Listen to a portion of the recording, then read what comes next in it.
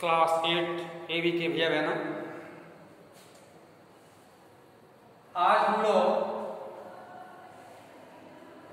Chapter 3 जो लगातार चला रहा है खनिज और शक्ति संसाधन, या कई सप्ताहों से P1 के पहले भी इस पाठ को प्रारंभ किया गया था और ये पाठ इतना लंबा है कि इसको कई खंडों में हम लोगों ने पढ़ाया। हम लोगों का मतलब कि विद्यालय समय सारणी में कुछ चेंजिंग होता रहता है। इसके पहले बताया गया कि शैलेंद्र पढ़ाएंगे, कुछ हेडिंग्स को भी पढ़ाए। इसके बाद पुनः समय सारणी बदला हुआ है, तो उस चेंजिंग के क्रम में फिर मुझे इतिहास, भूगोल और ये सिविक्स ये सब पढ़ाने को मिला। उसी क्रम में हम लोग खनिज और शक्ति संसाधन भैया बहनों देखते हैं कि वास्तव में शक्तिनगर खनिज शक्ति संसाधन से परिपूर्ण है। कहीं कोयला है, कहीं कोयले से बिजली उत्पन्न हो रहा है, जल, यहाँ पर जल का जमाव है, जल का भी विद्युत उत्पादन में एक विशेष भूमिका है। तो इस प्रकार से श्रीमान शैलेंद्र जी आपको पढ़ाए थे कि पवन ऊर्जा, ठीक है, पवन ऊर्जा तक हम लोग पढ़ लिए हैं। विभिन्न प्रकार की जो ऊर्जा का स्रोत है, जो खंड है, जो प्रकार हैं।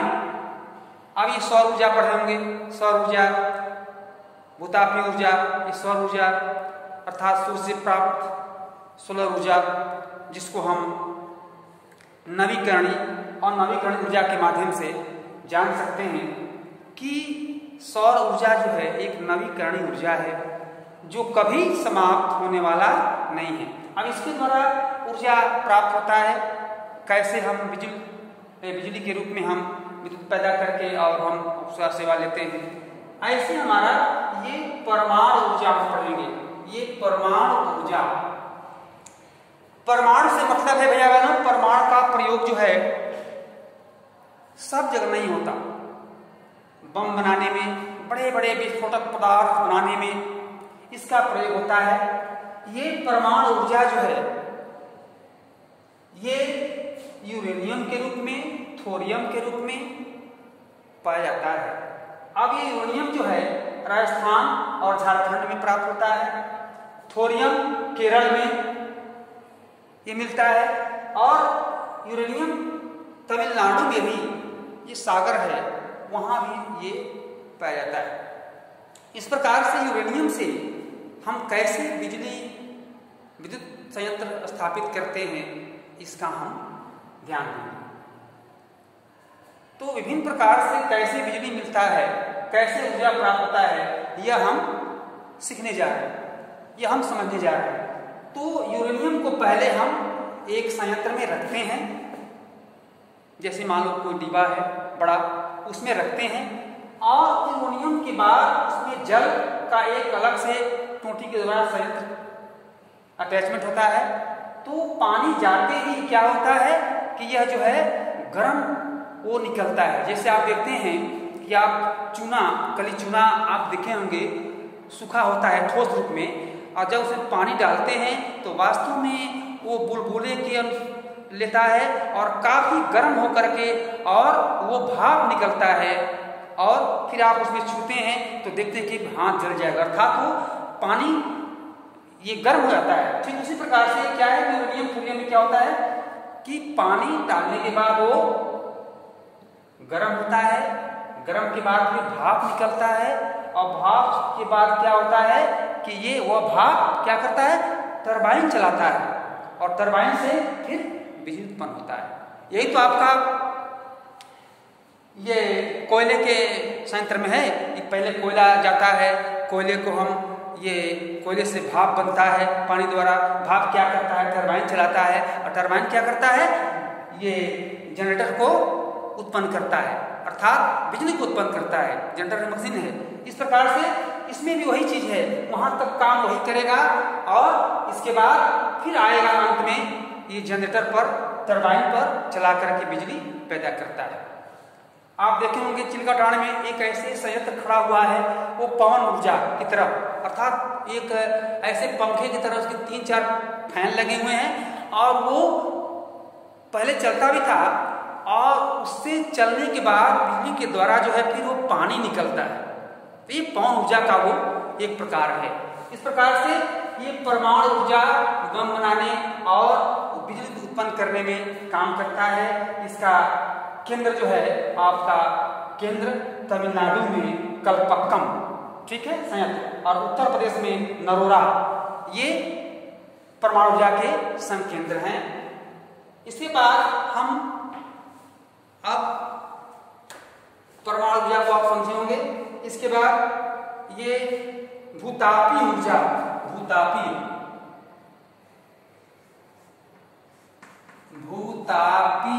ऊर्जा, ठीक है, भूतापीय ऊर्जा अर्थात हम कभी देखते हैं भैया बहनों कि केवल हम लोग जल को गर्म करते हैं, परंतु कुछ हमारे भारत में ही ऐसे स्थान हैं जहां पर कि आप धारा, पेरू की धारा, लेब्राडोर की धारा, गर्म जल धारा, ठंडी जल धारा, हम लोग का भूगोल का टूर गया था मध्य प्रदेश में, तो गर्म जल धारा हम लोगों ने देखा, जहाँ की आप वहाँ के लोग क्या करते हैं कि ये चावल अपने ये सूती वस्त्र में लपेट करके डाल लेते हैं और पक जाता है। इतना पानी गर्म होता है, भाप निकलता रहता है, उसका नाम है गर्म जल धारा। और कहीं ना कहीं तो पानी है जहाँ की ठंडी जल धारा है ही है। तो इस प्रकार से हमारा ये जो भूतापीय ऊर्जा है, भूताप अर्थात भूमि के अंदर इतना तापमान है, ठीक है, जिसके द्वारा तापमान प्राप्त होता है, ऊर्जा प्राप्त होता है। और आप देखते हैं कि भूमि के अंदर से ज्वालामुखी का विस्फोट होता है, ज्वालामुखी उद्गार होता है। ये कौन सा ऊर्जा प्राप्त होता है? तो इस प्रकार से भूतापीय ऊर्जा का एक संयंत्र जो है, ताप ऊर्जा को पृथ्वी से प्राप्त की जाती है। भूतापीय ऊर्जा जो है पृथ्वी के अंदर गहराई बढ़ने के साथ साथ तापमान में लगातार वृद्धि होती जाती है।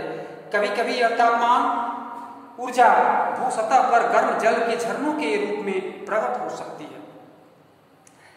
यह ताप ऊर्जा शक्ति उत्पादन करने में प्रयुक्त की जा सकती है।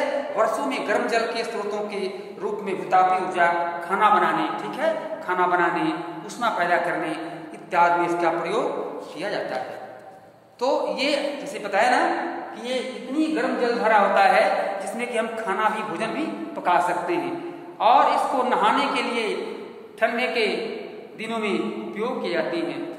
विश्व का सबसे बड़ा भूतापीय ऊर्जा संयंत्र ये यूएसए में है, अमेरिका में। इसके बाद न्यूजीलैंड, आइसलैंड, फिलीपींस और मध्य अमेरिका में भूतापीय ऊर्जा के संयंत्र स्थापित हैं। भारत में भूतापीय ऊर्जा का संयंत्र हिमाचल प्रदेश में मणिकर्ण और लद्दाख में पूगा घाटी में स्थित है। इस प्रकार से हम देखते हैं कि वास्तव में ये परमाणु ऊर्जा और भूतापीय ऊर्जा विभिन्न प्रकार की ऊर्जा का जो संयंत्र है वो हमारे जीवन में किस प्रकार से उपयोग में आ सकता है, यह हमको जानना है।